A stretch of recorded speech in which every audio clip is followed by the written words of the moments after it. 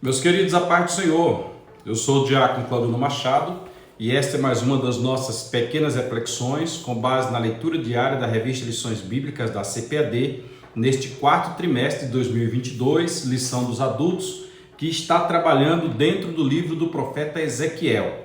A nossa linha de raciocínio é o livro do profeta Ezequiel, é onde nós materialmente estamos buscando conteúdo. Mas o pano de fundo do nosso estudo é escatologia bíblica, doutrina das últimas coisas, onde o tema do trimestre é a justiça divina. O interessante é compreendermos que no final do trimestre, a nossa compreensão será que Deus age com justiça. O subtema fala da preparação do povo de Deus para os últimos dias, no livro de Ezequiel. Nós estamos já diante da lição de número 5, e o tema desta atual semana é contra os falsos profetas. Contra os falsos profetas.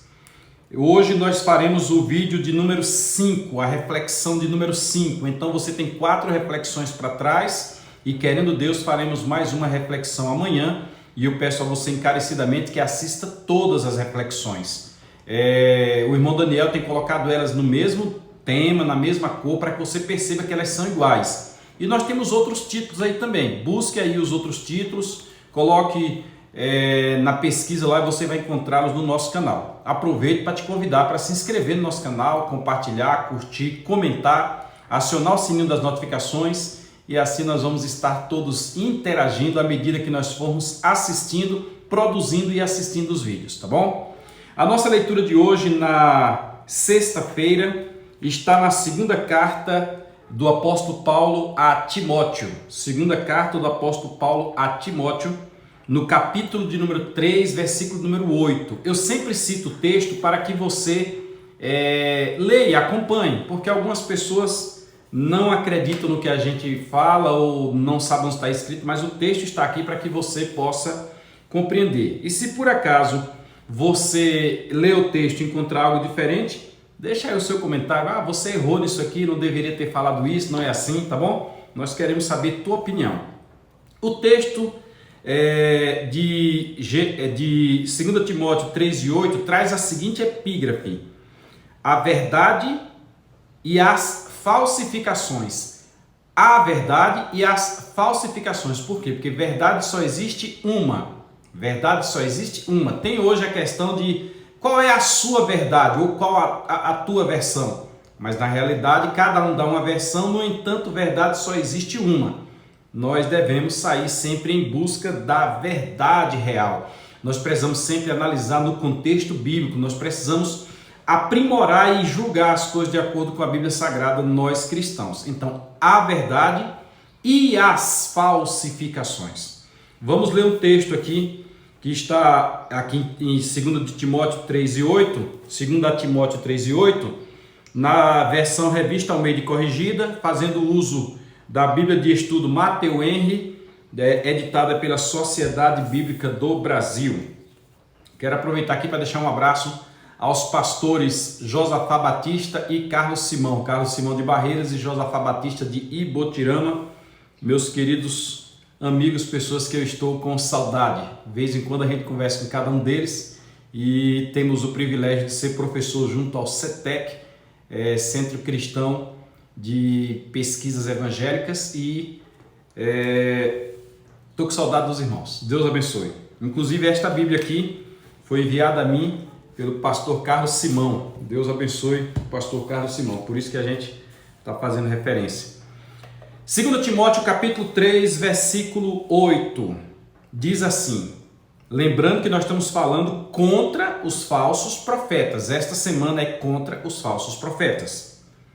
Nós já demos umas dicas pesadas aí, viu? Na segunda-feira nós falamos dos falsos profetas e as predições não cumpridas. Na terça-feira, os falsos profetas, suas heresias e erros doutrinários. Na quarta-feira, os falsos profetas se apresentam como exclusivos de Deus, só eles, só por eles, né? Ou só eles falam. Na quinta, os falsos profetas, ou seja, uma das especialidades dos falsos profetas é enganar o povo. E hoje, a verdade e as falsificações. Vamos ver o que o texto diz aqui. Versículo 8, segunda carta a Timóteo, capítulo 3. E Como James e Jabres resistiram a Moisés, assim também estes, James e Jabes, resistiram à verdade, resistiram a Moisés, resistiram à verdade.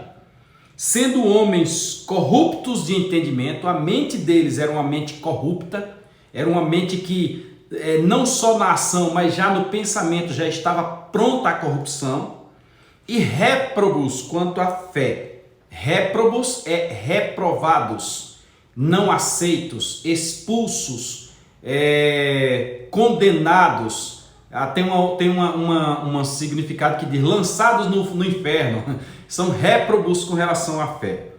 O que nós estamos vendo aqui? Observe bem, eu gostaria que você acompanhasse comigo já do versículo de número 1, ou do capítulo 3, versículo 1, que diz assim: sabe, porém, isto, que nos últimos dias, e aqui Paulo está se referindo à igreja, nós podemos estender para todo o contexto especialmente da política no presente momento, aí você ouça e entenda, mas Paulo aqui está falando com Timóteo com relação à igreja, com relação a obreiros, com relação a crentes.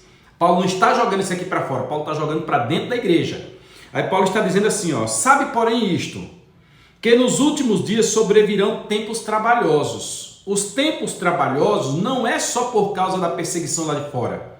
Por exemplo, nós podemos sofrer perseguição política a depender da decisão errada que nós tomarmos. Dia 30 agora, depois de amanhã, nós vamos tomar uma decisão. E se nossa decisão for errada, nós poderemos sofrer politicamente, economicamente e assim por diante. Aí vai depender muito da tua compreensão, vai depender muito daquilo que você quer para si, para a sua família e para a nação como um todo. Mas voltando ao texto, nós sofreremos tempos trabalhosos nos últimos dias também pelos homens. Quais homens? Porque haverá homens amantes de si mesmo. No contexto da igreja, às vezes aparecem homens amantes de si mesmos. Sabe aquele negócio que aos amigos a lei e aos inimigos os rigores da lei? Então, nós encontraremos homens amantes de si mesmo, e esta dinâmica do amantes de si mesmo, nós vamos ter 5 tipos de ministérios que atacam sobre elas. Primeiro, apóstolos. Segundo, profetas. Terceiro, evangelistas. Quarto, pastores. Quinto, doutores. Homens amantes de si mesmos. O texto dessa semana aponta só para o profeta, mas todo ministério entra neste contexto quando houver homens amantes de si mesmos. E como é que nós sabemos que estes homens são aqueles que trarão os tempos trabalhosos? Primeiro, porque são amantes de si mesmos. Segundo, porque são avarentos. Estou no versículo 2 do capítulo 3 da segunda carta a Timóteo. Terceiro, são presunçosos. Profetas presunçosos. Todo o ministério, mas especialmente profetas presunçosos. Quarto, soberbos. Quinto, blasfemos. Sexto, desobedientes a pais e mães. Sétimos, ingratos. Oitavo, profanos. Nono, sem afeto natural. Décimo, inconciliáveis. 11º, caluniadores. De vez em quando eu encontro gente na cadeia aí, viu? Crente, presta atenção. 12º, incontinentes. Não tem aquela continência, não tem aquela permanência, não tem aquele respeito. 13º, cruéis. 14º, sem amor para com os bons. Gente, pelo amor de Deus, ele não tem amor nem para com quem é bom. Ele está vendo que a pessoa é boa, mas ele não tem amor para com o bom. 15º, sem amor para com os bons. Vamos passar aqui a página. 15º, traidores. 16º, obstinados. 17º, orgulhosos. 18º, mais amigos dos deleites do que amigos de Deus.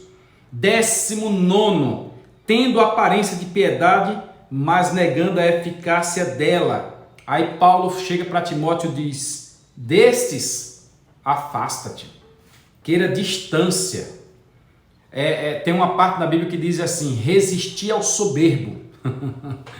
O homem soberbo, você não deve ter medo dele. Pelo contrário, você deve resisti-lo, conforme a Bíblia Sagrada. E não deve perder a oportunidade de dizer para ele que ele é soberbo. Não deve perder a oportunidade de dizer: olha, você errou e é assim que a coisa deve ser feita. Por quê? Porque a palavra de Deus, ela é uma espada de 2 gumes, que corta para lá e que corta para cá. Se ela corta para cá, ela também corta para lá. E não é o nível de cargos que alguém tenha dentro da eclesiologia, dentro do CNPJ da instituição, que vai dar-lhe a capacidade de não ouvir, de não ser corrigido, redarguido pela palavra de Deus, instruído pela palavra de Deus, pois já está escrito que toda palavra é divinamente inspirada para corrigir, para instruir, para redarguir, para que o homem de Deus, já que a pessoa se declara homem de Deus, ele, na hora que a espada cortar para lá e cortar para cá, ela também sirva para o instruir.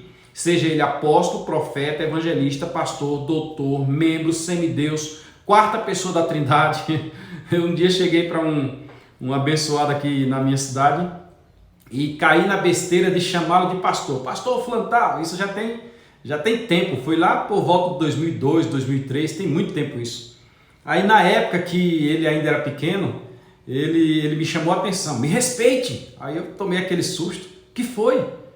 Você me chama de pastor? Eu não sou pastor. Aí ele tinha um cargo maior e hoje o cargo é maior ainda, então não vou nem citar para não ficar fácil de identificar a pessoa. Aí ele chegou para mim e disse, você chama seu pastor de fulano de tal, sem botar-lhe o título de pastor? Aí eu fui obrigado a dizer para ele, olha, meu pastor, que eu sei que é pastor, eu chamo de pastor. Agora eu te chamei de pastor, não chamei por aquele título, não foi te desrespeitando, foi reconhecendo você como pastor. Agora é melhor eu te chamar assim ou te chamar como os outros chamam?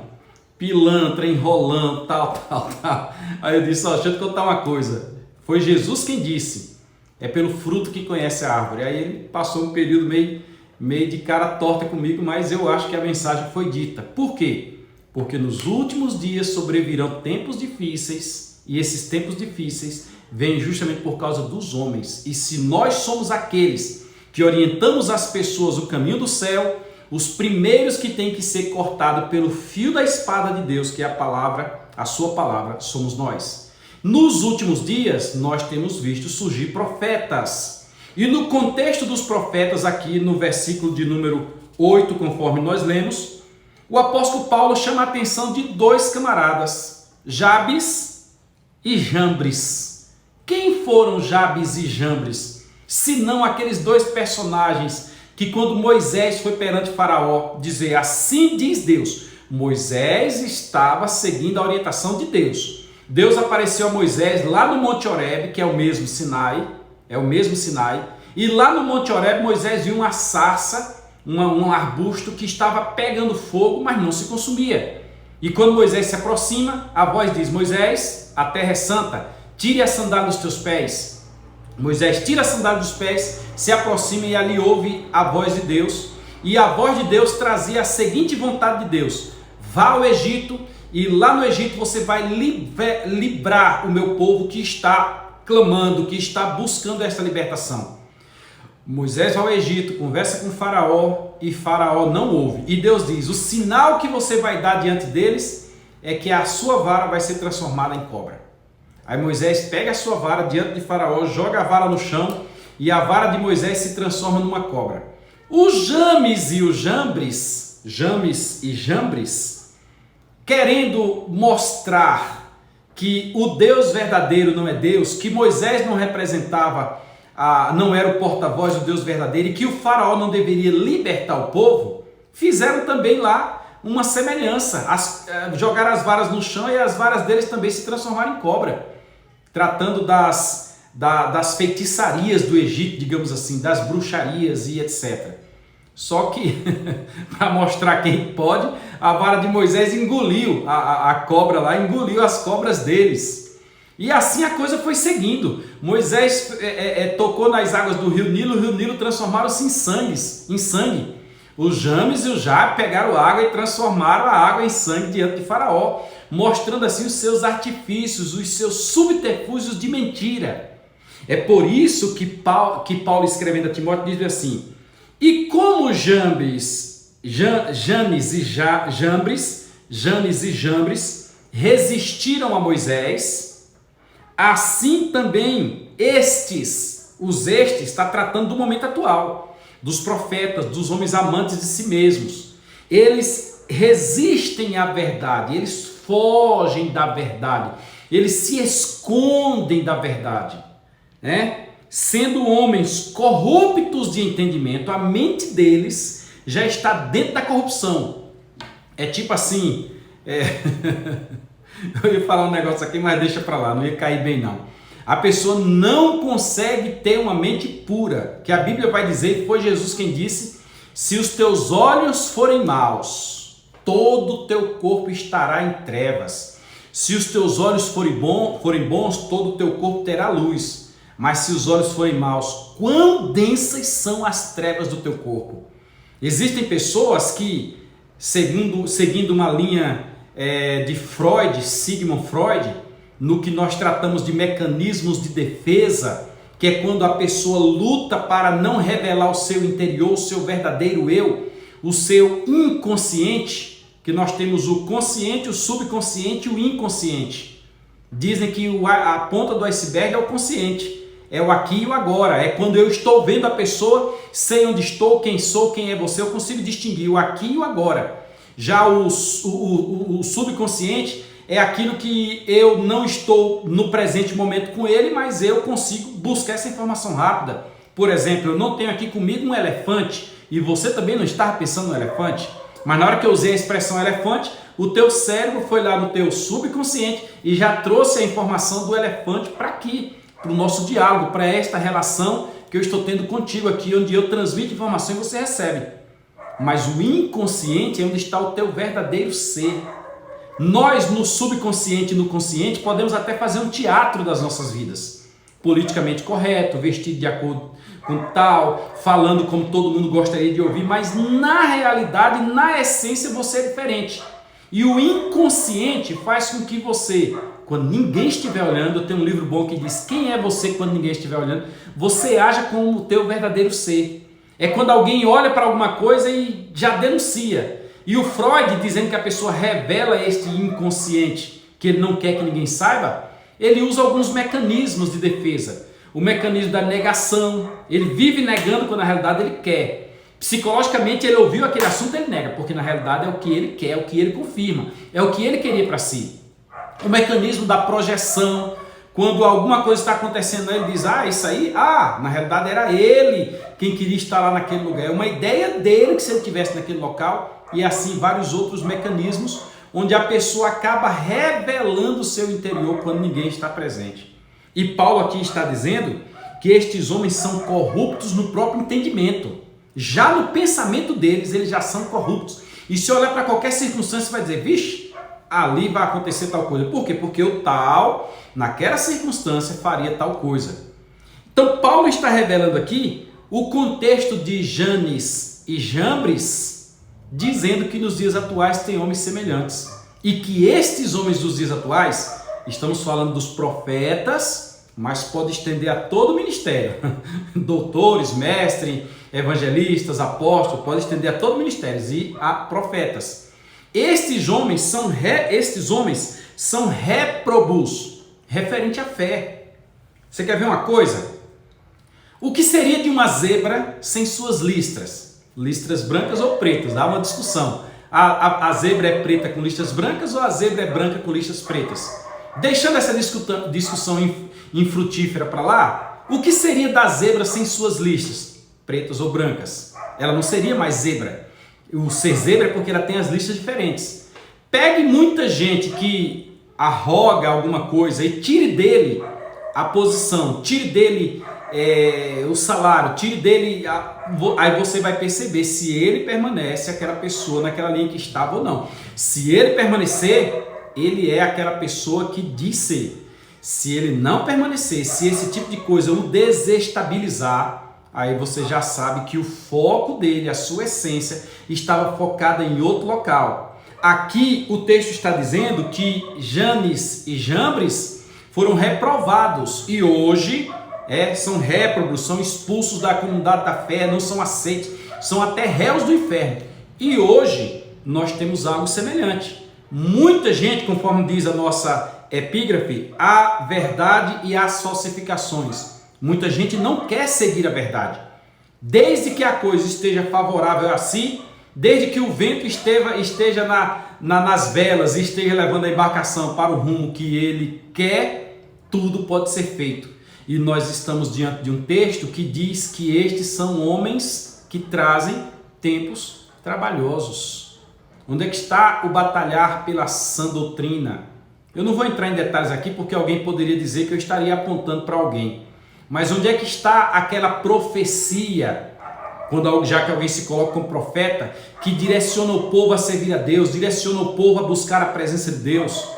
Onde é que está aquela profecia ou aquele profeta de vida que instrua, que estimule, que faça com que as pessoas busquem mais o Senhor e sigam o seu exemplo? Mas nós estamos vivendo dias trabalhosos, em que nós convidamos um profeta para pregar e na sequência o profeta é preso pela Polícia Federal. Dias trabalhosos, em que nós convidamos um profeta para pregar, o profeta vem e coloca a mão sobre a cabeça das pessoas e na sequência é condenado por ter mandado matar alguém ou se talvez até tenha cumprido o homicídio diretamente. Nós vivemos dias trabalhosos, em que as pessoas vêm e saqueiam, dentro de um contexto aceitável, a própria viúva. E quando saem, não deixam a menor orientação para o povo, não deixam sequer um rumo para o povo ir para o céu. E você quer ver problema? É se você der a testa junto, se você disser não, está errado, não é dessa forma, se você denunciar o que as pessoas fazem. Nós vivemos tempos difíceis e só existe uma verdade, que é o Senhor Jesus Cristo, caminho, verdade e vida contido dentro da palavra de Deus. Então vamos assim pedir a Deus para que nos livre destas falsificações. O que fazia Moisés era verdade, o que fazia Janes e Jambres eram falsificações. Deus te abençoe, fique conosco e amanhã, querendo Deus, nós encerraremos as reflexões da semana falando sobre a multiplicação dos falsos profetas indica um sinal dos tempos. A quantidade de profetas, falsos profetas que tem por aí, indicam que Jesus está voltando e é, neste sentido, uma notícia boa. Paz do Senhor a todos, aguardo vocês amanhã.